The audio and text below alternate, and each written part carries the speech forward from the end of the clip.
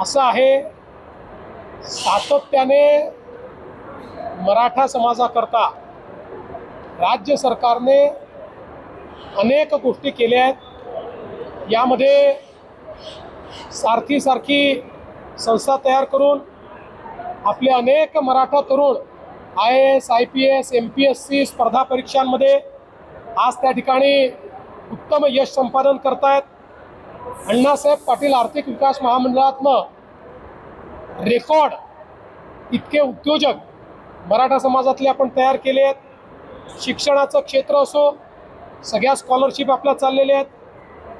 ज्यांना हॉस्टेलमध्ये जागा मिळत नाही त्यांच्याकरता निर्वाह भत्त्याची योजना आपण चालवतो, नवीन हॉस्टेल्स तयार करतो। कुठलीही योजना बंद नाही आहे। या ठिकाणी प्रमाणपत्र मागितलं आहे आणि खूप प्रमाणपत्र पेंडिंग आहे अशी परिस्थिती नाही। जे प्रमाणपत्र मागितले जातात त्यातले जे त्या नियमात बसतात ते सगळे दिले जातात आणि पेंडन्सी कुठेही फारशी तुम्हाला त्या ठिकाणी पाहायला मिळत नाही। आता याची जी काही व्हॅलिडिटीची प्रोसेस आहे ही प्रोसेस सर्वोच्च न्यायालयाच्या निर्णयानुसार केली जाते।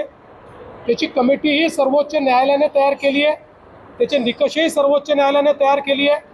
त्या समितीला पूर्ण स्वायत्तता सर्वोच्च न्यायालयाने दिली आहे। ते काही राज्य सरकार त्याच्यामध्ये हस्तक्षेप करू शकत नाही।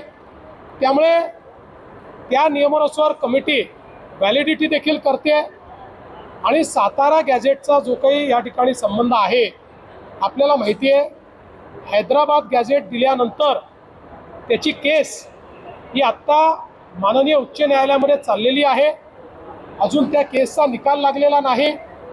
त्यामुळे कंटेम्प्ट ऑफ कोर्ट कुठेही होऊ नये या दृष्टीनं त्या ठिकाणी आमच्या लॉ अँड ज्युडिशरी डिपार्टमेंटनी जे काही सल्ला दिलेला आहे त्या सल्ल्यानुसार आम्ही काम करतो। कुठेही मराठा समाजाकरता आम्ही केलेल्या योजना स्लो केल्या नाहीत, बंद केल्या नाहीत, उलट अधिक ताकदीनं आम्ही त्या चालवतो। आणि जेवढं मराठा समाजाकरता मुख्यमंत्री म्हणून मी आणि एकनाथराव शिंदेजींनी केलं, मला वाटत नाही की महाराष्ट्राच्या इतिहासात कुठल्याच सरकारमध्ये झालेलं आहे।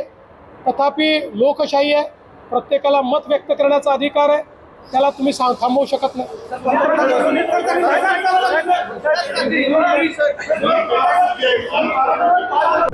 काल मला पार्थ पवार येऊन भेटले।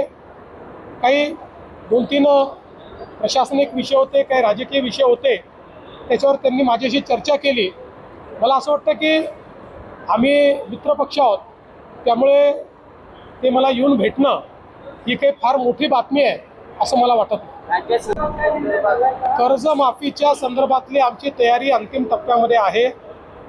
या संदर्भात कॅबिनेट सब कमिटीची बैठक झालेली आहे।